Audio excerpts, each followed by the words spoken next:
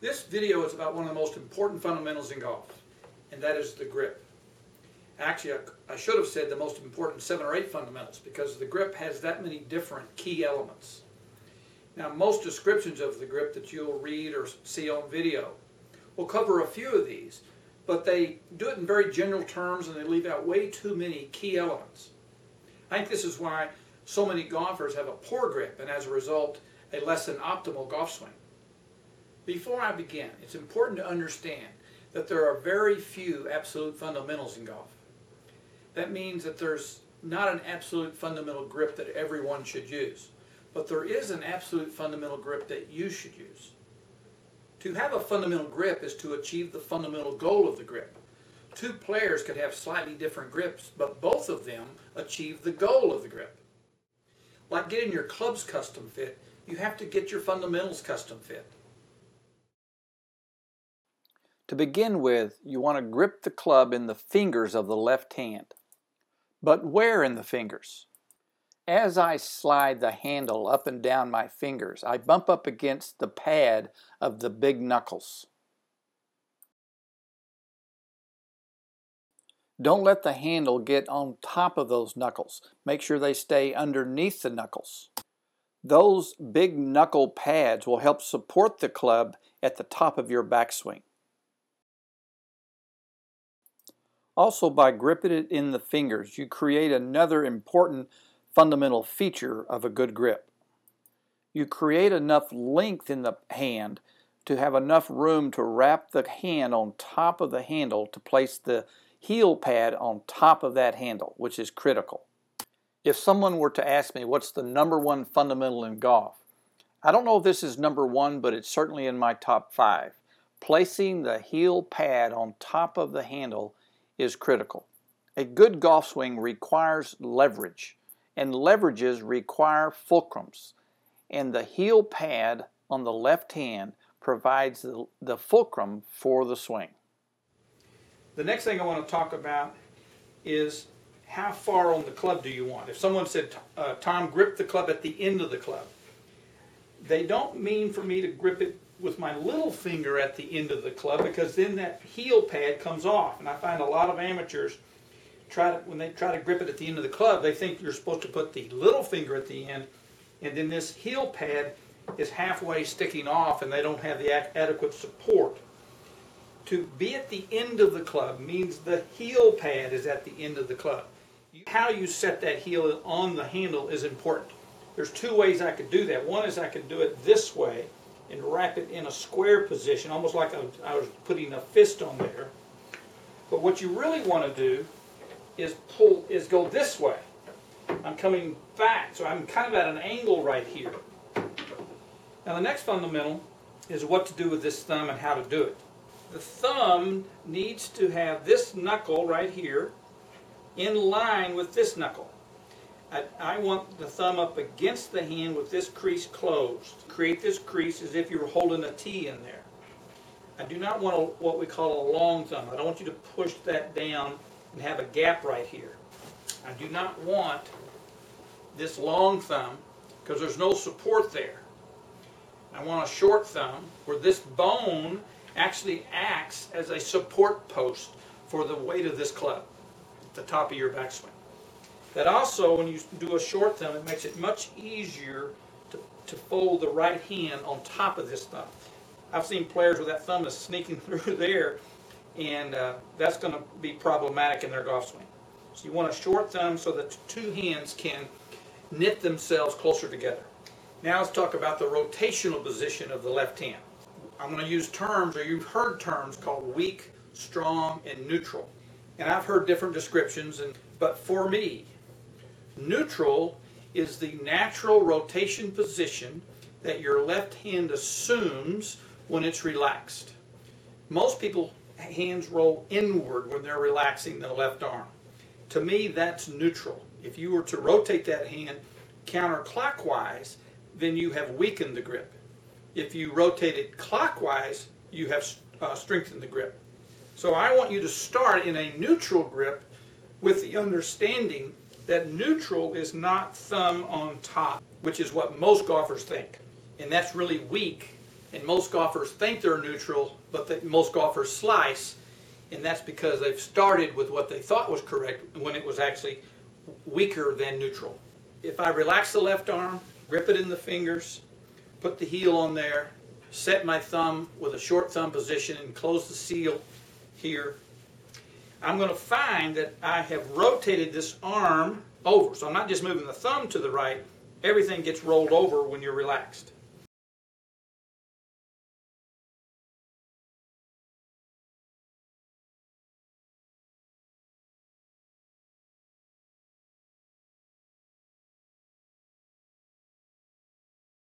The starting direction of every ball flight is influenced the most by where the face of the club is pointing at impact.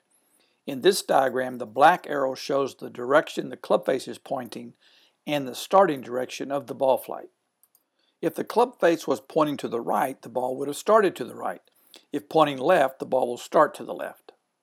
The curve of the ball is determined by the relationship between the club's face and the club's path. When a ball curves to the right, the path of the club was to the left of where the face was pointing. The blue arrow shows the path of the club is moving only a few degrees to the left of the face, producing only a small curve to the right. The red arrow shows the path of the club is moving much further to the left of the face, producing a bigger curve to the right. This is called a slice. This diagram shows the profile of a fade. As stated before, the fade has a path that is moving only a few degrees to the left of the face, approximately 3 or 4 degrees or less, and produces a solid shot that is very playable. This is a preferred ball flight by many PGA players. This diagram shows the profile of a slice. A typical slice will have the path move left of the face by 8 or more degrees. This glancing blow doesn't compress the ball and produces a weak shot that curves a great amount, causing you to miss fairways and greens. Many golfers have a big slice where the face of the club is wide open 7 or more degrees, and then a path that is left by 5 or more degrees. This creates a difference between the face and path of 12 or more degrees. So what does this all have to do with how I grip the club with my left hand? If you are a player who struggles with weak shots to the right, or you are a new player who wants to build a swing that doesn't hit weak shots to the right, then you have to create a swing that has a small differential between face and path. This diagram shows 3 different swings.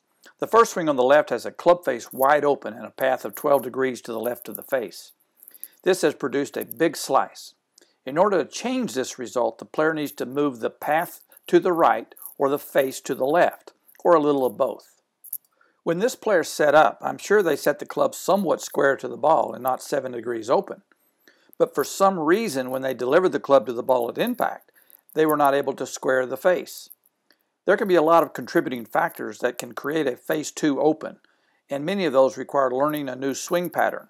But one change can be made that doesn't require a swing change, just a grip change.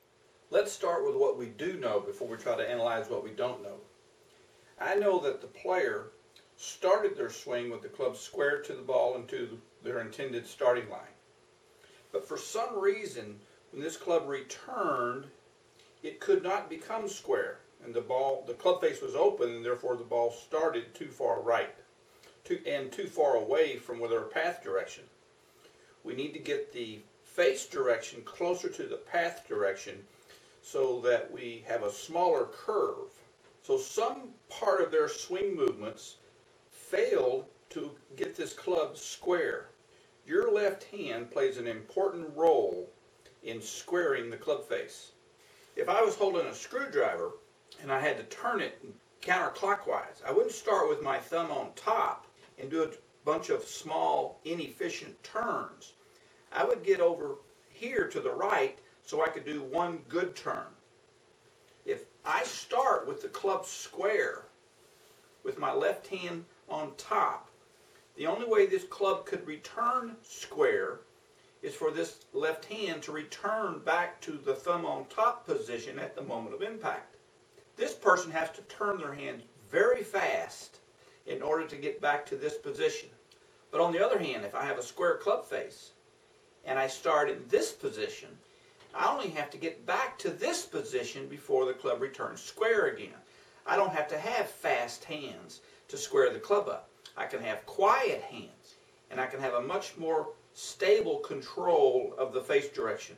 So this is the preferred grip for most golfers. The player with the swing on the left can change his face angle from being too open by strengthening the grip, which facilitates a correct face rotation with quiet hands and can create a new and better ball flight. Even if they don't change their path, they can change the big slice into a smaller slice, as shown in the middle diagram. They can reduce the differential between the vectors of the path and face. In this example, without changing their swing path, they went from a 12-degree difference to only 7 degrees. This is still not optimal, but it is definitely better. The middle diagram now shows a face angle of 2 degrees open to the target line. Do you know that that face angle position is consistent with the face angle of most PGA players who hit a nice draw? Obviously, if you want to hit a draw that gently curves left towards your target, you first have to start the ball a little to the right. A 2-degree open face does that. This player has now solved his face angle problem and can focus on working on his path problem. He now needs to work on moving his path more to the right. The more he moves the path to the right, the closer his path vector will get to his face vector, and the more he will compress the ball, and the smaller the ball flight's curve will become. One of the bonus features of strengthening the left-hand grip is it also can help change the path. When you have a weak grip, your subconscious partner senses that it will not be able to square the club at impact, and therefore implements swing changes to try to help by swinging in the opposite direction. When you change to a better grip, your mind no longer feels it's necessary to swing so radically to the left, and begins to make path adjustments more to the right. With the grip change, and maybe some instruction on how to create an outward path, this player may someday have the swing on the far right, which produces a nice solid draw.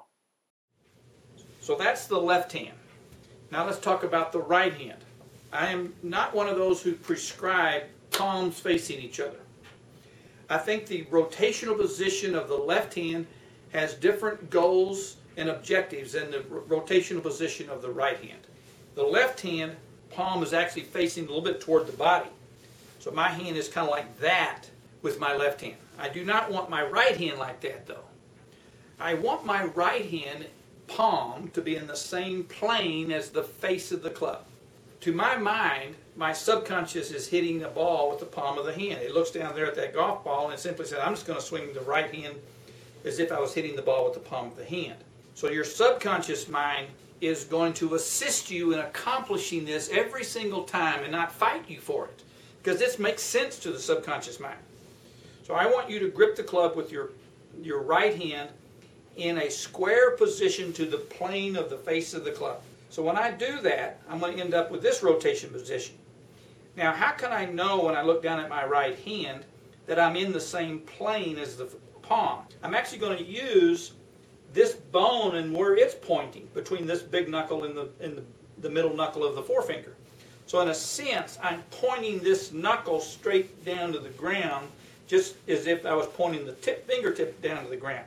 As long as this knuckle's in this position, I know the palm is in that position. So we now understand the rotational position of the right hand. Let's talk about how we actually grip the club with our right hand. These two fingers here, the two middle fingers, are called your gripper fingers. You're going to grip the club with these two fingers. You want to place the handle on the middle knuckle of the two fingers in that fashion and grip the club. Just like with the left hand, where these big base knuckles were kind of on top, you want the two base knuckles of those two middle fingers to be on top, toward the top. So I kind of have a hook here. So if I was pointing the finger straight down with an open palm and slid that handle in that crook of those two fingers, I would be in that position. Now I'm going to slide these two fingers down until they bump the other hand. I've got the left hand where I want it. I'm now going to slide those two fingers down. I don't want this finger to crawl up there and have two fingers overlapping. And I'll talk about the 3 grips, 10-finger overlapping and interlocking in a minute. But you don't want to grip it in such a way where one of those middle fingers gets off of the handle. It's imperative that you get those two fingers on the handle. Those are your important gripper fingers right there. Now let's talk about the thumb of the right hand. Like the thumb of the left hand, we need to have this thumb up against the hand so that we have a seal there, we see a clear crease there. Example is make sure that you could hold a T there. So we don't want there to be some sort of a gap like that. If I look down and I see a player with a big open gap right here, and I don't see this pinched seal, I know that the handle is too deep in their hand. This thumb is on the side of the handle. I'm kind of pinching the handle with these two fingers.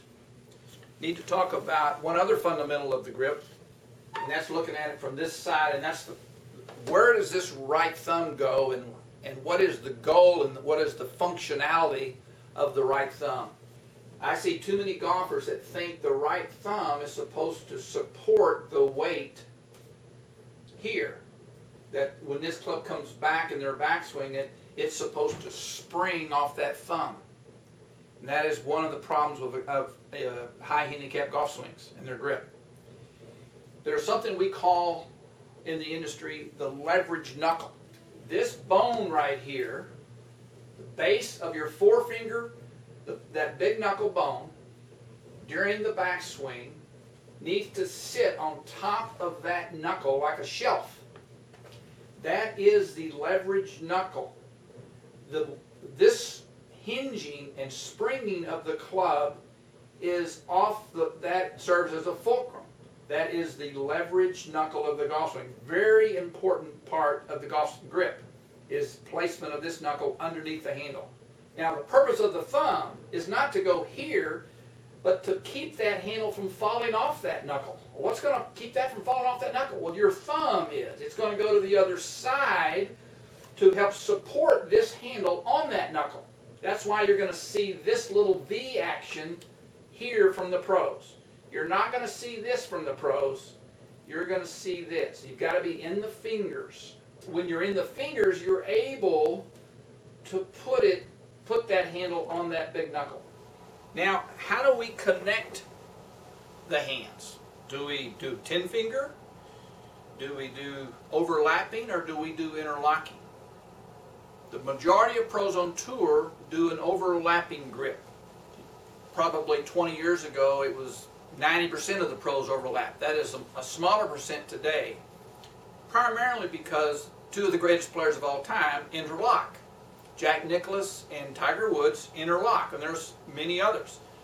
I played with an interlocking grip for 20 years, and the last 20 years I've played with an overlapping, and there's no question in my mind that the overlapping grip is the best grip. But the reason is different than what you might think. When I had an interlocking grip, I liked the security of a deep lock. I made sure that was jammed in there, web to web. And I had a very deep lock. But when I had in order to have that deep, secure lock, it put the handle of the club too deep in my hand, and I was not able to get club head speed sufficiently. And also, you'll notice when you have that deep lock, you have a gap here. Now, Tiger Woods and Jack Nicklaus do not have that deep web-to-web interlock. They have what I call a half lock. The fundamental is not what you do with this little finger, whether it's here or here. The fundamental is you must stay in the fingers of the right hand. But I prefer you to learn the overlapping grip, because if you do an interlocking grip over time, your desire to have that deep, secure lock will override your desire to be in the fingers, and that handle will slowly start to slip deeper into your hand.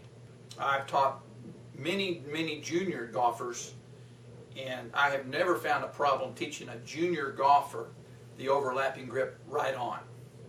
I'd rather a junior golfer start with a 10-finger grip and then graduate to an overlapping and never even deal with interlocking. Because as soon as they start doing this, their subconscious mind is slowly going to let that slip deeper and deeper. Now when you have your hands in this position, that gives you the greatest range of motion with the hinge. Because in golf, you're going to Move your wrist up and down, not back and forth.